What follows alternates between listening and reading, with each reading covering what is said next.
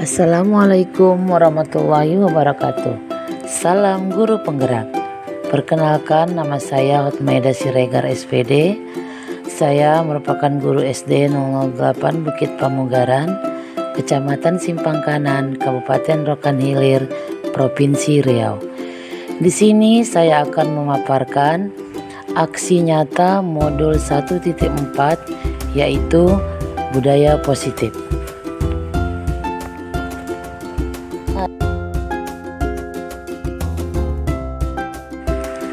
Berikut ini adalah rancangan tindakan untuk aksi nyata yang akan saya lakukan.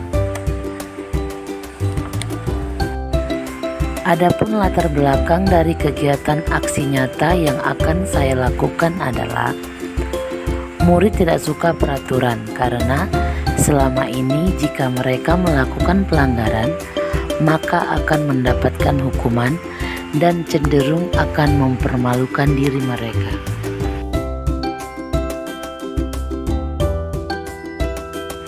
Selanjutnya, tujuan aksi nyata ini adalah yang pertama, menciptakan murid yang merdeka dan memiliki disiplin diri yang kuat.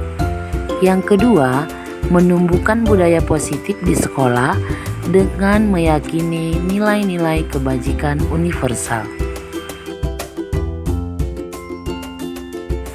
Dan tolak ukur dari aksi nyata ini adalah yang pertama, terbentuknya keyakinan kelas melalui kegiatan kesepakatan kelas yang dilakukan wali kelas dan murid. Yang kedua, siswa mampu menerapkan dan menjalankan keyakinan kelas yang telah dibuat. Langkah-langkah tindakan. Yang pertama, berkoordinasi dengan kepala sekolah perihal rencana akan diadakan diseminasi serta meminta izin. Yang kedua, mengundang rekan guru untuk hadir dalam kegiatan diseminasi budaya positif. Yang ketiga, melaksanakan diseminasi budaya positif.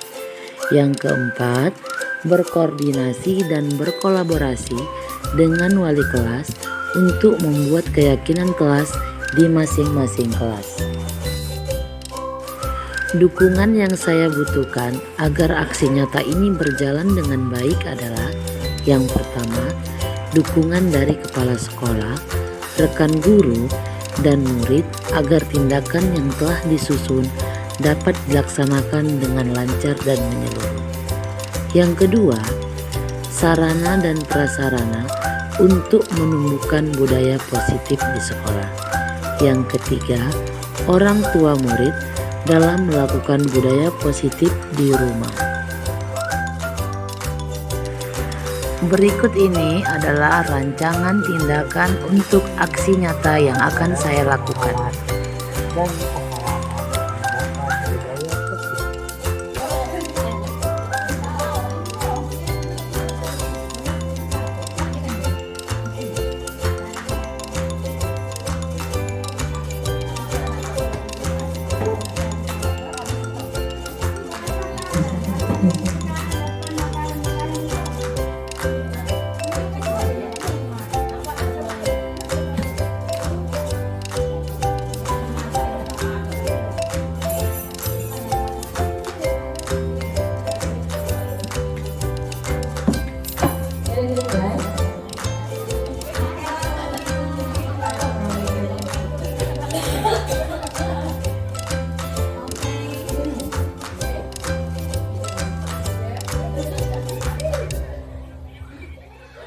Bismillahirrahmanirrahim. Assalamualaikum warahmatullahi wabarakatuh. Yang saya hormati Bapak Kepala Sekolah SDN 008 Bukit Pamugaran, yang saya hormati Bapak Ibu Guru beserta staf karyawan SDN 008 Bukit Pamugaran. Puji syukur kehadiran Allah SWT yang telah memberikan rahmat kepada kita semua, terutama rahmat kesehatan sehingga kita dapat melaksanakan aktivitas kita seperti biasanya. Kemudian salawat berikan salam tidak juga lupa kita hadiahkan kepada junjungan besar kita yakni Muhammad SAW dengan selalu melafazkan Allahumma sholli ala Sayyidina Muhammad wa ala alihi Sayyidina Muhammad. Baiklah, pada hari ini saya selaku pembawa acara akan membacakan tertib acara kita pada hari ini. Yang pertama, tertib acara dispensasi penerapan budaya positif SDN 008 Bukit Pamugara yang akan nantinya akan ditaja oleh CGP calon guru penggerak kita yakni Bu Hotmaida Siregar. Acara pertama pembukaan yang telah dianggap berlalu, kemudian yang kedua doa, ketiga sambutan dari Kepala Sekolah SDN 008 Bukit Pamugaran Bapak Rahim SPD, kemudian ketiga yakni acara inti pemaparan dispensasi penerapan budaya positif oleh CGP kita nanti. Untuk acara selanjutnya yakni acara yang kedua yaitu doa yang akan dibawakan oleh Pak Ali Syaham. Semoga nanti dengan berdoanya, dengan dilakukannya doa dapat memperlancar acara kita hari ini. Kepada Bapak Ali Syaham kami persilakan.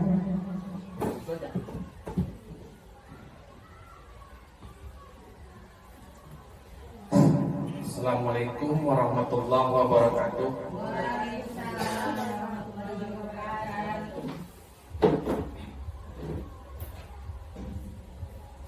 Bismillahirrahmanirrahim.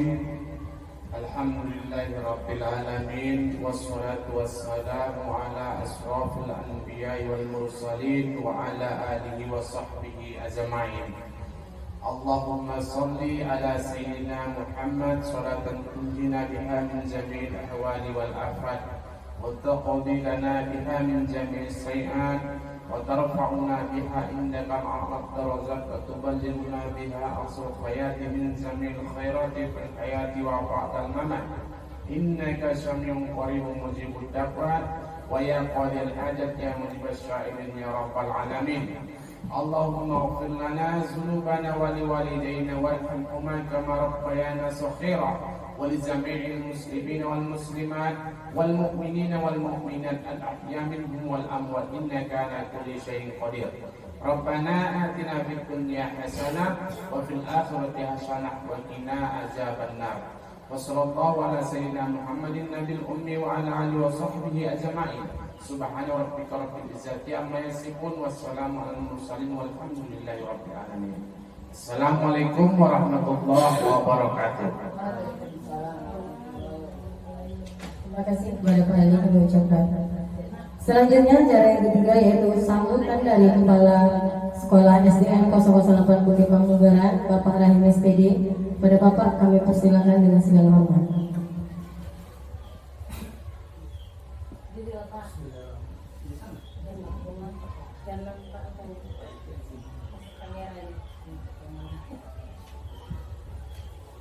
Terima kasih. Bismillahirrahmanirrahim. Assalamualaikum warahmatullahi wabarakatuh. Hamdan wa syukurillah wa salatu wassalamu ala rasulillah wa ala alihi wa ashabihi wa mawalah. La hawla wa la quwwata illa billah amma ba'd. Rabbi shrah li sadri wa yassir li amri wa hlul 'uqdatam min lisani yafqahu qawli. Pertama dan paling utama, tidak bosan dan tidak lupa marilah kita bersyukur kepada Allah Subhanahu wa taala karena pada pagi hari ini, yaitu tepatnya tanggal 9 Februari tahun 2023, kita dapat bertemu dan berkumpul dalam ruangan kantor SDN 008 Bukit Pamugaran, Kota Parit, Kecamatan Simangkanan, Kabupaten Ogan Ilir. Kita dapat berkumpul dalam acara yaitu sosialisasi menyebarkan pemahaman dan pengalaman penerapan budaya positif. Dan tak lupa pula kita ucapkan sholawat dan salam kepada junjungan kita Nabi Muhammad Rasulullah Sallallahu Alaihi Wasallam. Allahumma sholli ala Sayyidina Muhammad wa ala ali Sayyidina Muhammad. Yang kami hormati Bapak Ibu serta operator sekolah SDN 008 Bukit Pamugaran yang kami banggakan Ibu Khotmaidah sebagai CGP, yaitu CDP calon guru penggerak pada tahun 2023 ini. Mudah-mudahan Bu Khotmaidah lulus dalam CGP. Jadi di sini kami merasa terima kasih kepada Bu Khotmah dan juga merasa bangga karena salah satu dari guru kami sudah terdaftar dan sedang pelaksanaan proses CGP calon guru penggerak yang perdana atau formula di Kecamatan Cipandan. Mudah-mudahan dengan adanya Bu Khotmah akan menyusul CGP berikutnya. Dan juga mudah-mudahan Bu Khotmah dalam pelaksanaan proses CGP ini diberikan kemudahan oleh Allah Subhanahu wa taala dan lulus dan sukses. Jadi dalam penyebaran pemahaman ini, yaitu khususnya di sekolah kita, tentunya nanti ada penambahan budaya. Jangan perubahan, kalau perubahan sulit budaya ini dirubah. Karena budaya ini hasil dari pikiran atau pikiran manusia. Semua yang menimbulkan kebaikan atas usaha manusia itulah budaya. Karena budaya ini turun-temurun. Kalau dirubah itu berat, tapi ditambah itu yang lebih bagus. Kecuali budaya itu tidak baik, baru dirubah. Tapi kalau budaya itu sudah baik, tidak perlu dirubah, ditambah. Kecuali misalnya budaya kita menyebutkan 008 008, itu boleh dirubah 008. Karena di bilangan itu nggak ada kosong, yang kosong itu ruangan. 008 mungkin Pamunggaran, itu boleh dirubah sedikit. Nah, boleh juga budaya berdasarkan pengalaman penerapan itu kita bersalaman kepada siswa ketika masuk lokal. Nah, itu boleh bagus. Itu salah satunya penyebaran berdasarkan pengalaman. Jadi di sini Bapak tidak panjang lebar. Intinya semua kebaikan-kebaikan hasil dari pemikiran usaha manusia, adat istiadat, itulah budaya. Terima kasih atas segala perhatian. Mohon maaf atas segala kekurangan. Assalamualaikum warahmatullahi wabarakatuh.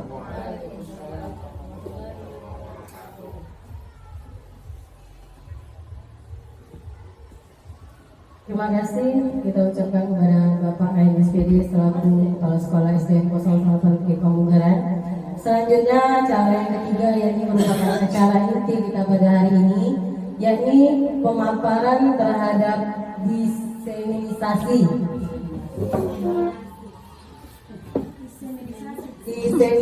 penerapan budaya positif yang akan disampaikan nanti oleh calon guru penggerak kita dari SDN 08 Bukit Pamunggaran. Kepada Ibu Khotmaidah Siregar kami persilakan.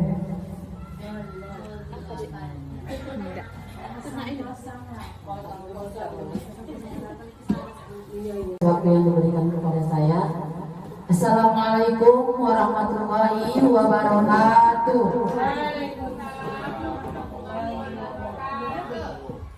Puji syukur kita ucapkan kehadirat Allah Subhanahu wa taala, yang mana hingga siang hari ini kita masih diberikan kesehatan, keselamatan, sehingga kita dapat hadir di SD 08 Bukit Pamunggaran dalam rangka melaksanakan proses belajar mengajar, khususnya pada hari ini, yaitu mengikuti acara diseminasi budaya positif di SD 08 Bukit Pamunggaran. Salawat dan beriring salam tak lupa kita hadiahkan kepada junjungan kita Nabi besar Muhammad Sallallahu Alaihi Wasallam. Yang saya hormati Bapak Kepala Sekolah SDN 008 Bukit Pamunggaran, dan yang saya banggakan Bapak Ibu Guru SDN 008 Bukit Pamunggaran. Di sini saya akan melaksanakan diseminasi budaya positif, yang mana kegiatan ini adalah dalam pemenuhan tugas pelatihan calon guru penggerak yang saya ikuti, yaitu pada angkatan 7 Kabupaten Rokan Hilir. Di sini saya akan menyebarkan pemahaman dan pengalaman penerapan budaya positif. Di sini saya tidak ingin mengguri atau mengajari. Di sini kita sama-sama belajar, sama-sama sharing agar budaya positif nantinya bisa kita laksanakan di sekolah kita ini. Selamat datang Bapak Ibu guru hebat. Guru hebat adalah guru yang mau terus belajar dan menerima perubahan. Guru hebat adalah guru yang mampu mengantarkan dan mewujudkan peserta didiknya menjadi lebih baik dari sebelumnya. Mari kita belajar bersama, berkolaborasi, dan saling mendukung untuk mewujudkan disiplin positif di sekolah kita yang kita cintai ini. Nah, di sini sebelumnya saya ingin bertanya kepada rekan-rekan semua, kalau mendengar kata budaya positif, kira-kira budaya positif itu apa ya? Budaya positif. Sebenarnya budaya positif ini sudah kita lakukan di sekolah kita. Namun kita mungkin belum tahu bahwasanya itu namanya adalah budaya positif. Nah, kira-kira budaya positif itu apa?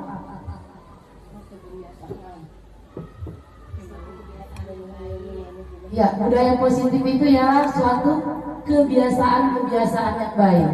Nah, kira-kira Bapak Ibu di sekolah kita ini udah ada nggak kebiasaan-kebiasaan yang baik? Ada ya. Nah, contohnya, iya, membuang sampah pada tempatnya. Selanjutnya,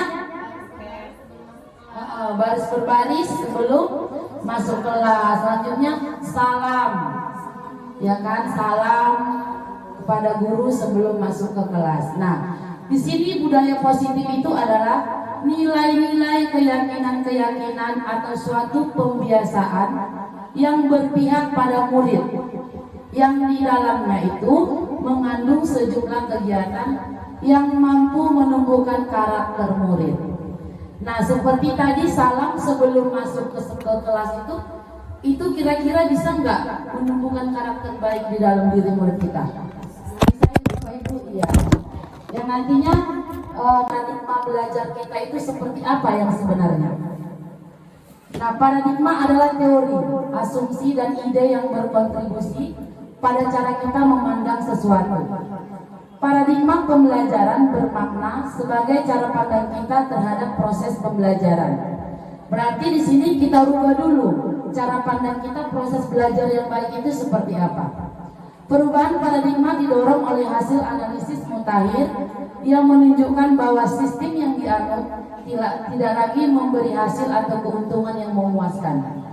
Pergeseran paradigma pada proses pembelajaran disebabkan beberapa hal, antara lain perkembangan ilmu pengetahuan dan teknologi. Nah, selama ini kita belajar itu kan Bapak Ibu masih sering menggunakan teknik-teknik yang lama.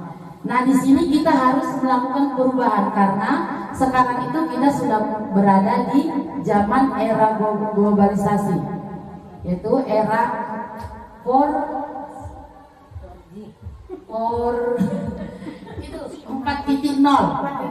Ya, 4.0. Oke, lanjut.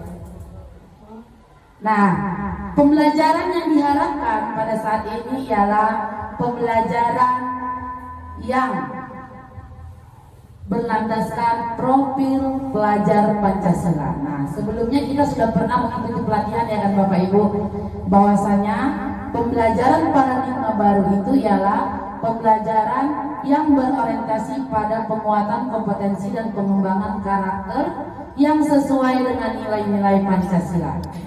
Nah, inilah pembelajaran paradigma baru kita. Pembelajaran paradigma baru memastikan praktek pembelajaran yang berpusat pada murid, yang mana setiap murid belajar sesuai dengan kebutuhan dan tahap perkembangan untuk dapat mewujudkan profil pelajar Pancasila. Nah, profil pelajar Pancasila itu apa saja? Ya, yang pertama kan ada 6 ya Bapak Ibu. Kemarin kita udah pernah mengikuti pelatihan. Yang pertama, beriman dan bertakwa kepada Tuhan yang Maha Esa dan berakhlak mulia. Yang kedua, mandiri. Yang ketiga, bernalar kritis. Yang keempat, berkebinekaan global. Yang kelima, bergotong royong. Dan yang terakhir adalah kreatif. Nah, inilah paradigma baru pembelajaran yang harus kita laksanakan ke depannya. Oke, sekarang kita masuk poin yang kedua, yaitu disiplin positif. Dalam rangka menciptakan lingkungan positif di sekolah kita, salah satu strategi yang perlu kita tinjau kembali adalah penerapan disiplin di sekolah kita ini. Nah, Bapak Ibu, sebelumnya saya ingin bertanya, kalau kita mendengar kata disiplin, kira-kira yang terpikir pertama kali sama kita itu apa? Disiplin. Pasti yang terpikir sama kita pertama kali adalah kira-kira apa? Peraturan. Ya kan Bapak Ibu? Nah, setiap ada kata disiplin yang pastinya kita itu melaksanakan peraturan. Nah, di sini disiplin positif ini kita berusaha bahwasanya disiplin ini tidak dikaitkan dengan peraturan lagi. Nanti di tahap berikutnya kita akan mempelajari. Loh, kalau tidak peraturan apa? Nah, nanti selanjutnya kita akan memahami itu. Disiplin positif merupakan pendekatan mendidik anak untuk melakukan kontrol diri dan pembentukan kepercayaan diri. Dalam penerapan disiplin positif ini, anak diajarkan untuk memahami konsekuensi dari perilaku mereka yang bertujuan untuk menumbuhkan kesadaran serta memberdayakan anak untuk melakukan sesuatu tanpa sogokan, ancaman maupun hukuman. Nah, selama ini kalau kita bicara tentang peraturan, anak-anak itu memang akan melakukannya. Tetapi yang mereka lakukan itu kira-kira berasal dari dirinya atau tidak? Enggak, karena peraturan itulah mereka melakukannya. Ya kan Bapak Ibu? Nah, di sini di sisi disiplin positif kita berusaha agar anak itu melakukan dari dalam dirinya. Seperti itu. Oke, next deh.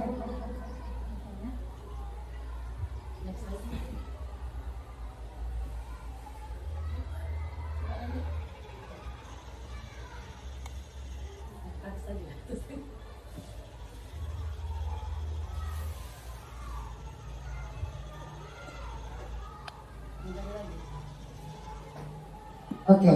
Nah, selama ini anak-anak didik kita Bapak Ibu melakukan peraturan itu hanya karena takut 3 hal, satu hal, yaitu hukuman, ancaman.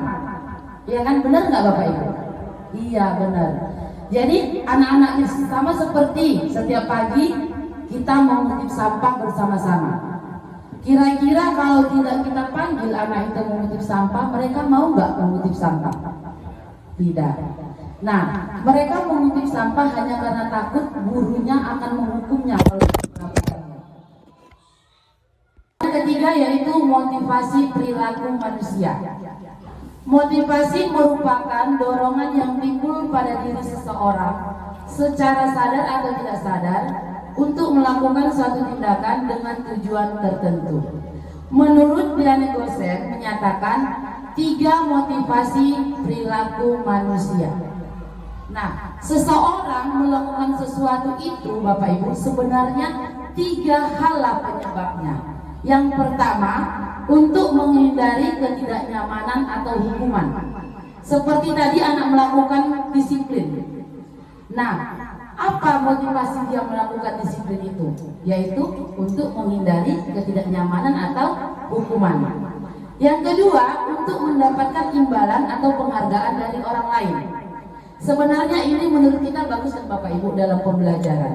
Dalam pembelajaran contohnya, siapa yang bisa menjawab ini, Ibu kasih duit 5.000. Kita sering melakukan itu. Itu ternyata tidaklah baik. Nah, jadi nanti kalau kita ada seperti itu, kan penghargaan dari gurunya. Yang kemudian untuk menjadi yang ketiga yaitu untuk menjadi orang yang mereka inginkan dan menghargai diri sendiri dengan nilai-nilai yang mereka percaya.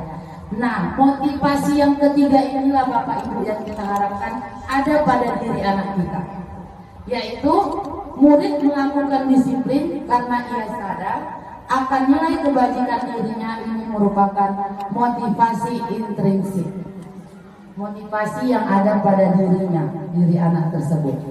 Nah, nanti kita akan membahas di depan bagaimana supaya motivasi intrinsik anak itu tercipta atau timbul. Oke, next.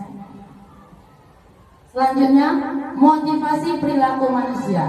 Tujuan dari disiplin positif adalah menanamkan motivasi yang ketiga pada murid-murid kita, yaitu menjadi orang yang mereka inginkan dan menghargai diri sendiri dengan nilai-nilai yang mereka percaya. Ketika murid-murid kita memiliki motivasi tersebut, mereka telah memiliki motivasi intrinsik yang berdampak jangka panjang. Jadi kalau motivasi mereka melakukan itu karena dari dirinya, itu akan menjadi kebiasaannya di jangka yang akan panjang. Sampai dia dewasa, mungkin sampai dia tua nanti. Motivasi yang tidak akan terpengaruh pada adanya hukuman ataupun hadiah. Mereka akan tetap berperilaku baik dan berlandaskan nilai-nilai kebajikan karena mereka ingin menjadi orang yang menjunjung tinggi nilai-nilai yang mereka hargai. Oke, next. Nah, selanjutnya poin keempat, yaitu kebutuhan dasar manusia. Seluruh tindakan manusia memiliki tujuan tertentu. Semua yang kita lakukan adalah usaha terbaik kita untuk mendapatkan apa yang kita inginkan. Ketika kita mendapatkan apa yang kita inginkan, sebetulnya saat itu kita sedang memenuhi satu atau lebih dari satu kebutuhan dasar kita. Nah, apa saja kebutuhan dasar manusia? Yang pertama, kebutuhan bertahan hidup. Yang kedua, kebutuhan kasih sayang dan rasa diterima. Yang ketiga, kebebasan. Dan yang keempat, kesenangan. Yang kelima adalah penguasaan. Nah, Bapak Ibu, kita sering melihat anak kita ini jahil, ya kan? Ada tuh satu anak kita yang sering kita panggil ke kantor. Siapa namanya? Si Hendra. Si Hendra ini sering mengganggu temannya, menjahili temannya. Sebenarnya apa yang dilakukan si Hendra itu adalah demi memenuhi salah satu kebutuhan dasar yang ada pada dirinya. Jadi kita harus memahami anak itu melakukan itu kenapa. Sama seperti anak kita ada yang sering ribut. Nah, sebenarnya dia itu ada satu kebutuhan dasar dia yang ingin dipenuhinya. Kira-kira apa? Kira-kira apa tuh kalau anak yang sering ribut di antara kelima ini? Kira-kira apa yang ingin dipenuhinya? Kasih sayang dan rasa diterima. Ya, jadi kalau kita menemukan anak yang seperti itu, kita harus menelaah bagaimana dia di rumah. Mungkin di rumah dia kurang kasih sayang, jadi di sekolah dia mencari kasih sayang untuk memenuhi kebutuhan dasar yang ada pada dirinya. Sama seperti si Hendra tadi, kira-kira kebutuhan apa yang ingin dipenuhinya? Kira-kira apa? Si Hendra itu kan terkenal nakal. Kira-kira apa? Penguasaan. Iya, kebutuhan dasar penguasaan, dia ingin berkuasa. Nah, kebutuhan itu yang ingin dipenuhinya. Jadi, jika kita menemukan anak kita melakukan sebuah kesalahan, kita harus menelaah kebutuhan mana yang ingin dipenuhinya dari perbuatannya itu. Karena kebutuhan dasar manusia itu ada 5. Ya, seperti contohnya, selanjutnya anak kita itu sering pergi, mungkin ada Bapak Ibu yang udah punya anak lajang, ya kan, seperti anak saya. Anak saya pergi main sampai jam 10 malam. Ditanyai dari mana? Main. Nah, apa yang dilakukannya itu adalah sebuah upaya untuk memenuhi kebutuhan dasar dia. Kira-kira apa yang ingin dipenuhinya? Kesenangan. Jadi kita tidak boleh melarangnya, tetapi kita pelan-pelan memberikan masukan tentang apa yang tidak boleh dan apa yang boleh. Contohnya, anak itu boleh bermain, tetapi harus ingat waktu. Nah, seperti itu. Kita tidak boleh memarahi apapun yang dilakukan oleh anak, tetapi kita menyelidiki apa yang dilakukannya itu kira-kira untuk memenuhi apa. Seperti itu. Oke, next. Nah, kebutuhan dasar manusia, kebutuhan bertahan hidup. Kebutuhan bertahan hidup ini yaitu kebutuhan yang bersifat fisiologis untuk bertahan hidup, misalnya kesehatan, rumah, dan makanan. Kebutuhan biologis sebagai bagian dari proses produksi, termasuk kebutuhan untuk tetap bertahan hidup. Ini contohnya ada juga satu nih. Anak suka mengambil makanan temannya. Kalau biasanya kita kan langsung memarahi, kenapa diambil? Seperti itu. Nah, seharusnya kita bertanya, kenapa diambil? Nah, mungkin saja dia melakukan itu untuk memenuhi kebutuhan bertahan hidup. Dia lapar, nggak punya uang jajan. Nah, seperti itu. Kemudian kasih sayang dan rasa diterima. Kebutuhan untuk disayangi dan diterima meliputi kebutuhan dan hubungan koneksi sosial. Kebutuhan untuk memberi dan menerima kasih sayang, dan kebutuhan untuk merasa menjadi bagian dari suatu kelompok. Kemudian penguasaan.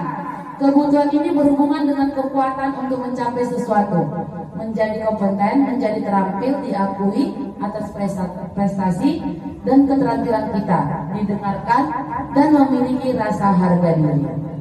Next. Kebutuhan kebebasan, yaitu anak-anak dengan kebutuhan kebebasan yang tinggi menginginkan pilihan. Mereka perlu banyak bergerak, suka mencoba-coba, tidak terlalu terpengaruh orang lain, dan senang mencoba hal baru dan menarik. Selanjutnya yang terakhir, kebutuhan kesenangan, yaitu kebutuhan untuk merasa senang. Anak-anak dengan kebutuhan dasar kesenangan yang tinggi biasanya ingin menikmati apa yang dilakukan. Kebutuhan untuk mencari kesenangan, bermain dan tertawa. Mereka suka permainan, suka bergurau, suka melucu, dan juga menggemaskan. Nah, Bapak Ibu, di pembelajaran SD, jadi kita harus memperhatikan poin yang kelima ini, yaitu kesenangan. Ketika anak kita dalam belajar itu bermain, itu adalah suatu dia untuk memenuhi kebutuhan dasarnya. Kita tidak boleh memarahi. Yang kita biarkan saja dulu, tetapi kita mengarahkan jangan terlalu lama bermainnya. Nah, seperti itulah yang kami pelajari di dalam program Guru Penggerak. Oke, next. Nah, ini adalah konsep disiplin dengan identitas gagal, yaitu hukuman. Tanpa kita sadari, Bapak Ibu, jika kita memberikan hukuman, ada beberapa hal yang terjadi pada diri anak kita. Yang pertama yaitu menyakitkan. Jelas anak itu akan sakit hati pada kita jika kita memberikan hukuman. Kemudian murid akan takut. Selanjutnya anak itu tidak akan nyaman. Dia merasa terpaksa. Dia menyembunyikan kesalahan. Dan selanjutnya murid akan menjadi rendah diri. Ya, dia akan merasa berendah diri, merasa malu ketika kita memberikan hukuman. Yang kedua yaitu penghargaan, yang saya katakan tadi bahwasanya ini juga satu hal yang tidak baik, karena jika kita memberikan penghargaan kepada seseorang itu akan menimbulkan rasa iri. Pernah nggak Bapak Ibu melihat seperti itu ketika kita memberikan reward kepada anak? Wih, enak sekali dia dapat 5.000. Sementara anak itu sebenarnya pengen, tetapi dia tidak mampu. Nah, seperti itu. Jadi penghargaan ini menimbulkan rasa iri dan ketidakjujuran, mematikan kreativitas, menghukum dengan sistem ranking, merampas hak menghargai dirinya. Inilah alasan kenapa kita tidak diperbolehkan lagi memberikan ranking. Selanjutnya, nah, konsep disiplin dengan identitas sukses yaitu konsekuensi. Penguatan bertahan dalam jangka pendek perlu monitoring berkelanjutan, stimulus respon, murid menghormati peraturan, kehilangan waktu untuk merenungi kesalahan. Nah, selanjutnya yaitu restitusi. Nah, di sini kita akan membahas tentang restitusi nanti. Kemarin anak kita ada yang terlambat, saya sudah mencoba untuk melakukan restitusi. Nah, Bu Yus, kemarin si Nindi terlambat lagi enggak? Enggak. Hah? Kemarin dihukum, hari ini tidak terlambat lagi. Iya, kemarin dihukum. Bukan dihukum sih, saya tidak menghukum dia kemarin. Saya mencoba melakukan restitusi. Nah, kalau Bapak Ibu melihat kemarin yang saya lakukan namanya adalah restitusi. Yang menyadarkan dia atas kesalahannya dan menanyakan dia. Nanti akan kita bahas lebih lanjut lagi. Nah, si Riki ya benar. Nah, si Riki terlambat lagi enggak tadi? Enggak. Oke. Nanti kita akan lebih membahas lagi tentang restitusi itu apa sih. Oke, lanjut. Nah, di sini konsep disiplin pendekatan restitusi. Sebuah cara menanamkan disiplin positif pada murid. Pengertian restitusi adalah proses menciptakan kondisi bagi murid untuk memperbaiki kesalahan mereka, sehingga mereka bisa kembali pada kelompok mereka dengan karakter yang lebih kuat. Jadi kita tidak menyalahkan, tetapi kita mengajak anak untuk memperbaiki kesalahan. Nah, untuk memperbaiki kesalahannya itu bukan kita, Bu, yang memberikan solusi, tetapi dia kita tanya. Seperti si Riki semalam, Bu, kenapa nak terlambat? Adek Bu, lama kali bangunnya. Nah, kira-kira nak supaya tidak terlambat lagi, apa yang harus kamu lakukan? Saya tanya seperti itu. Aku tidur di rumah neneknya. Memang seperti itu jawaban dia kemarin. Nah, mungkin dia tidak terlambat hari ini karena dia sudah tidur di rumah neneknya. Nah, ciri-ciri restitusi itu apa? Bukan menembus kesalahan, namun belajar dari kesalahan dan memperbaikinya. Selanjutnya, hubungan tawaran, bukan paksaan. Jadi kita menawarkan. Seandainya tadi solusi yang dia berikan itu kurang pas, kita mengarahkan, menawarkan. Mungkin dengan seperti ini kamu tidak akan terlambat lagi. Gitu. Jadi tidak paksaan. Menuntut untuk melihat ke dalam diri, mencari kebutuhan dasar yang mendasari tindakan, fokus pada karakter bukan tindakan, dan menguatkan dan fokus pada solusi. Jadi anak itu mencari solusi sendiri. Lanjut. Nah, perbedaan. Contoh kasus siswa sering tidak mengerjakan PR. Kalau dia hukuman, guru menghukum siswa tersebut hormat bendera selama 10 menit.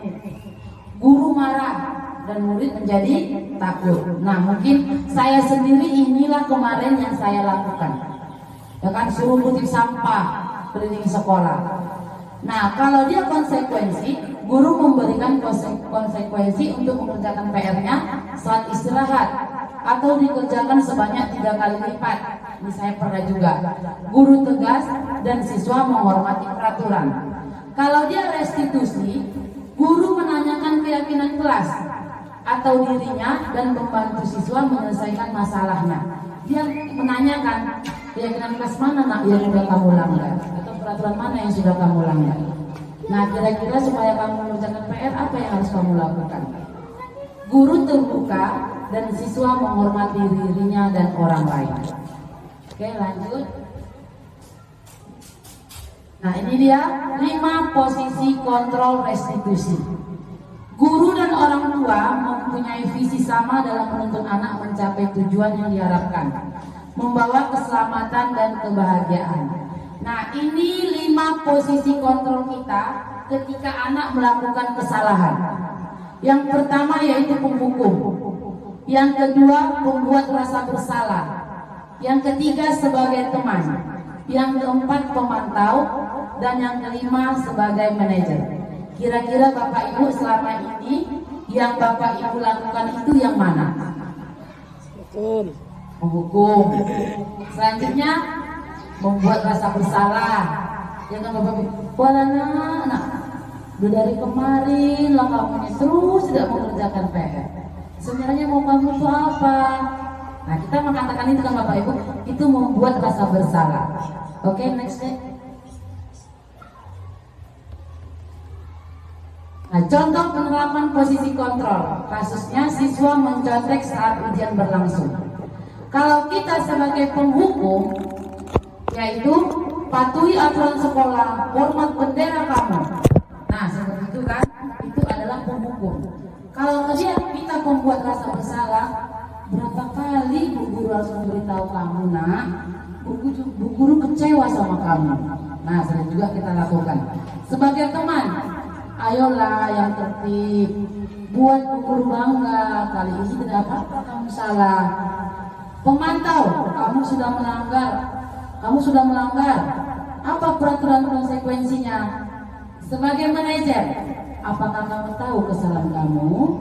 Kira-kira bagaimana kamu memperbaiki kesalahan ini? Nah, dari kelima ini Bapak Ibu, kira-kira mana yang lebih baik, yang lebih bagus? Ganti baru. Bagaimana? Sebagai manajer, kata Bu Anggi. Iya, kita dituntut jika anak melakukan kesalahan, kita dituntut sebagai manajer.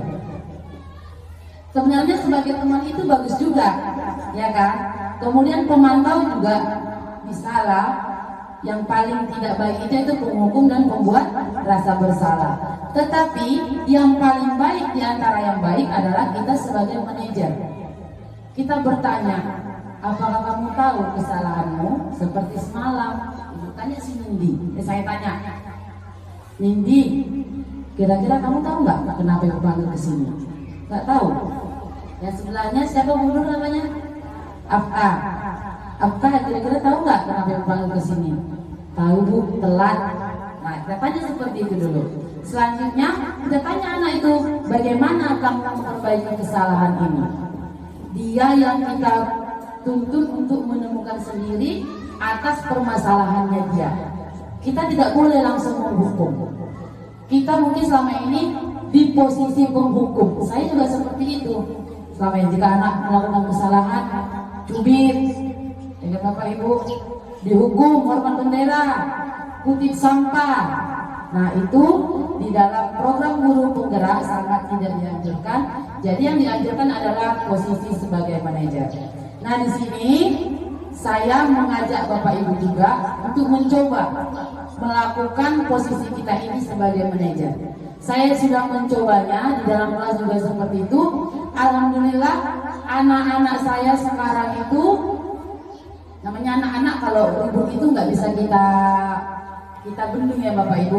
Cuman mereka lebih merasa nyaman ketika berada di sekolah. Mereka nyaman ketika berada di kelas. Nah, selama ini kita belajar, kembali ke tentang pembelajaran, kita belajar itu hanya menyampaikan materi, ya kan, materi tanpa kita melihat kondisi anak seperti apa. Nah, kalau anak saya sekarang, mereka sudah berani bilang, Bu, kami lagi nggak mood, ceritalah Bu sebentar. Oke, saya cerita. Mereka sangat senang mendengarkan cerita tentang pengalaman saya, pengalaman di waktu kecil, pokoknya pengalaman-pengalaman saya itu mereka senang mendengarkannya, baik itu pengalaman buruk maupun pengalaman yang baik. Oke, saya bercerita 5 menit atau 10 menit. Dah, setelah mood mereka baik, saya tanya lagi, udah bisa kita belajar? Nah, sudah Bu, baru masuk belajar. Jadi itulah yang diharapkan pada pendidikan kita zaman sekarang ini, yaitu pendidikan yang berdasarkan filosofi Ki Hajar Dewantara, yaitu kita sebagai guru harus menuntun anak, bukan menuntut. Yang selama ini kita lakukan adalah menuntut. Saya sendiri juga seperti itu. Kalau posisi kita Bapak Ibu menuntut, kita capek sendiri. Iya, kita capek sendiri. Anak ini harus bisa matematika, sementara dia nggak suka matematika. Kita tuntut dia harus bisa pandai 9 kali 9. Nah, sementara dia nggak mampu untuk matematika, tapi mungkin dia untuk mengarang bagus. Nah, di situ menurut filosofi Ki Hajar Dewantara, kita menuntut anak, menuntut bakatnya dan minatnya tanpa harus menuntutnya.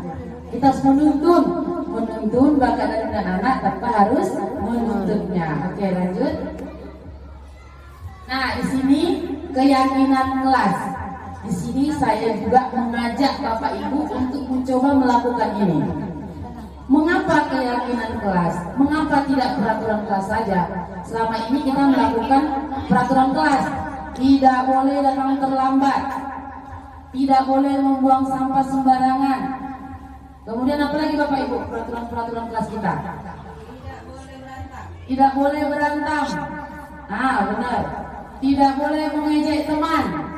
Nah, di sini kita harus berusaha merubah peraturan itu menjadi keyakinan kelas.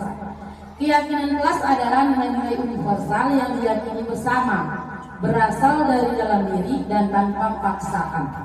Kalau dia contoh keyakinan seperti ini. Mengapa kita memiliki peraturan tentang penggunaan helm pada saat mengendarai kendaraan roda 2 atau motor? Mengapa kita memiliki peraturan tentang mencuci tangan setiap saat? Nah, ini adalah contoh keyakinan. Biasanya kita menggunakan helm karena takut tilang, tanpa kita sadari bahwasanya sebenarnya peraturan ini itu adalah demi keselamatan kita. Mengapa kita memiliki peraturan mencuci tangan setiap saat? Untuk mencegah COVID. Nah, kita selama ini merasa berat untuk melakukannya. Padahal itu adalah untuk menjaga kesehatan kita sendiri. Nah, kesadaran itulah yang perlu ada dalam diri kita ya, dan anak didik kita, yaitu kesadaran dari dalam diri, intrinsik. Lanjut Bu. Nah, bagaimana bentuk keyakinan kelas? Tadi kan dilarang buang sampah, dilarang berantem. Nah, kalau dia keyakinan kelas, itu Bapak Ibu bunyinya itu hal-hal yang positif. Yang kata dilarang tadi itu kita buat menjadi buang sampah pada tempatnya. Dilarang berantem. Nah, tidak boleh lagi kata larangan. Dilarang berantem itu kita rubah menjadi saling menghargai sesama teman. Jadi untuk keyakinan kelas itu itu bunyinya adalah hal-hal yang positif. Tidak ada kata-kata dilarang. Tadi tidak boleh menyebut nama orang tua, ya kan? Kalau itu peraturan. Kalau dia keyakinan kelas, berbicaralah dengan sopan. Nah, ini adalah contoh keyakinan kelas. Nah, Bapak Ibu, di sini saya menghimbau atau mengajak Bapak Ibu, mari kita mencoba untuk melakukan keyakinan kelas ini. Ya, kita rubah kata peraturan itu menjadi keyakinan kelas. Nah, satu lagi keyakinan kelas ini dibuat berdasarkan kesepakatan kita dengan murid. Jangan gurunya aja yang membuat. Kita tanya mau mereka itu seperti apa. Kalau kemarin di kelas 6 saya sudah mencoba. Ada 13 Bapak Ibu. Ada 13. Tidak boleh pakai sepatu ke dalam kelas. Nah, kata-kata positifnya kira-kira seperti apa? Buka sepatu di luar kelas. Nah, seperti itu. Jadi kita ajak anak itu kira-kira nak, supaya kelas kita ini nyaman, kira-kira apa keyakinan yang harus kita patuhi, kita laksanakan. Nanti anak itu pasti menunjuk semua. Seperti di kelas saya itu, Bu, seringkali Bu nyebut nama orang tua saya. Nah, berarti tidak boleh menyebut nama orang tua. Kita ganti dengan berbicara dengan sopan. Itu kan tidak sopan kalau menyebut nama orang tua. Oke, lanjut deh. Nah, ini kegiatan pembuatan keyakinan kelas.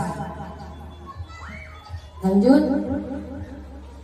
Nah, selanjutnya yaitu bagaimana sebenarnya penerapan segitiga restitusi. Segitiga restitusi adalah suatu proses penyelesaian masalah dengan dialog yang dijalankan oleh guru atau orang tua agar dapat menghasilkan murid yang merdeka, mandiri, dan bertanggung jawab. Tahapan-tahapannya yang pertama yaitu kita menstabilkan identitas anak tersebut. Contohnya, ya nak, apa yang kamu lakukan itu pernah kok ibu lakukan. Ibu pernah salah juga. Kemudian kita validasi tindakan yang salah. Kemudian kita tanyakan mana keyakinan kelas yang telah dia langgar. Selanjutnya proses dialog terdiri dari 3 langkah. Buka video. Nah, inilah Bapak Ibu contoh penerapan segitiga restitusi. Mungkin kita bisa mencobanya di dalam kelas kita dan insya Allah pasti berhasil Bapak Ibu.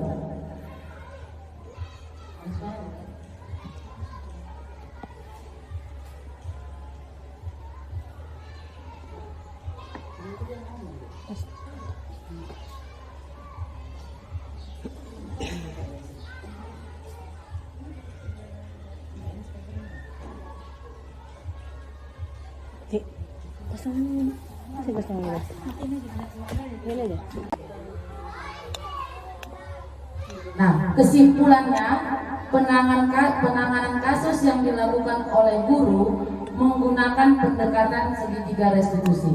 Diharapkan guru dapat memposisikan dirinya sebagai manajer dengan mengajukan pertanyaan-pertanyaan bermakna, mengaitkannya dengan nilai-nilai kebajikan atau keyakinan kelas yang sudah disepakati bersama, yang menjadikan siswa menjadi lebih merdeka, mandiri, dan bertanggung jawab.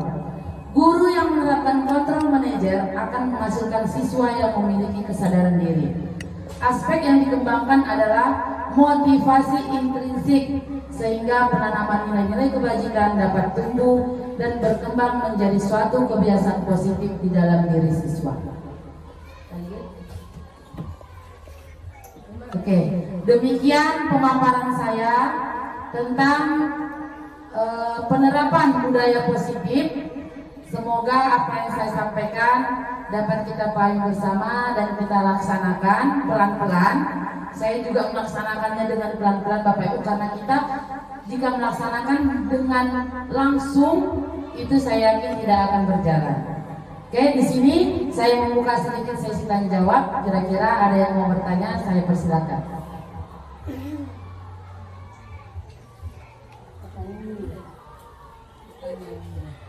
Ada mulai nih, ada yang bertanya kan? Penuh? Oke, kalau tidak ada yang bertanya, demikian diseminasi saya tentang budaya positif. Semoga apa saya sampaikan dapat dipahami kita bersama dan semoga dapat kita terapkan dalam SD 008 Bukit Pamugaran ini. Saya sudahi, wabillahi taufiq wal hidayah. Wassalamualaikum warahmatullahi wabarakatuh.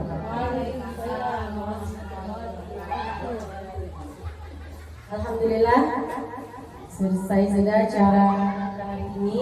Sedikit saya ingin mengambil pelajaran dari hari ini, bahwa sebelum kita membentuk budaya positif di sekolah ini terhadap anak kita harus dulu merubah paradigma belajar kita. Apakah kita masih menggunakan gaya-gaya lama, klasikal lama?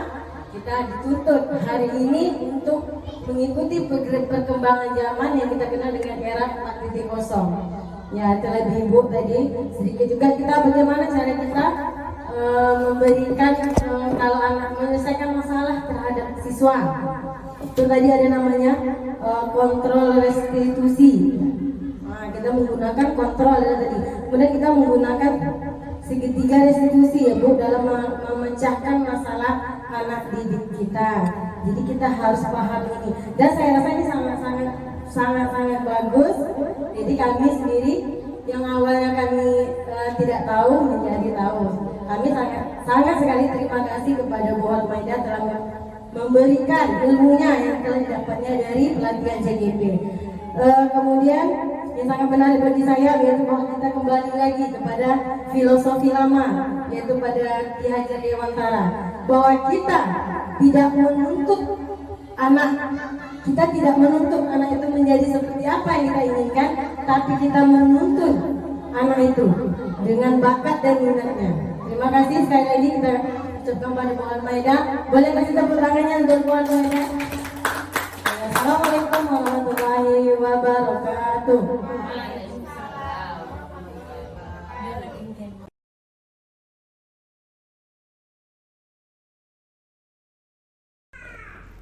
Bismillahirrahmanirrahim. Assalamualaikum warahmatullahi wabarakatuh.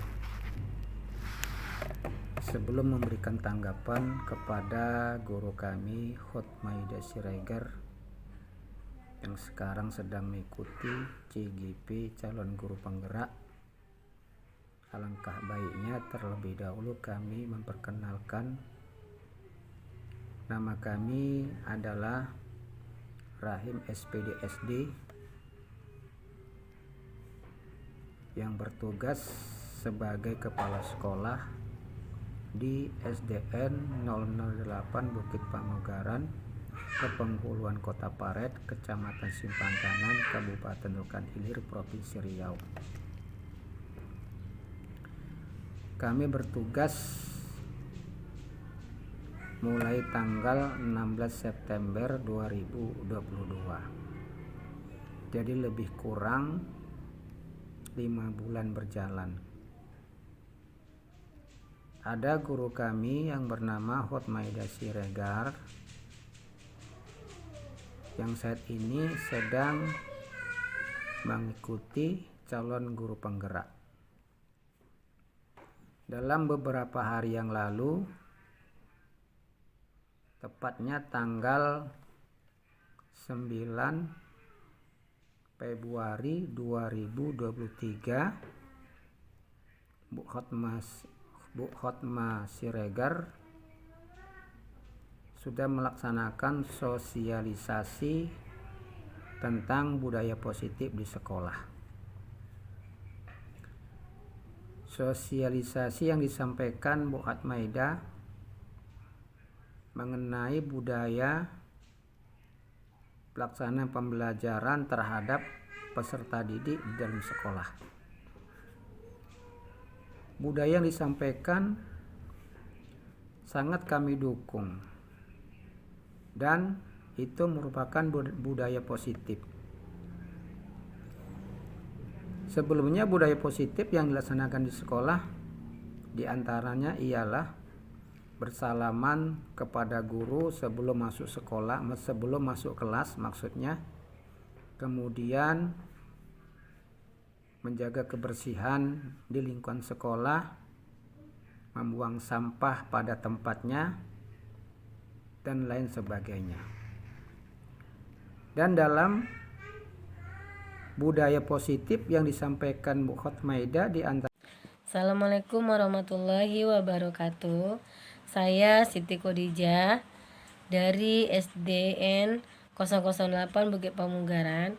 Saya merupakan salah satu teman rekan kerja dari Bu Hotmaida yang merupakan calon guru penggerak angkatan 7.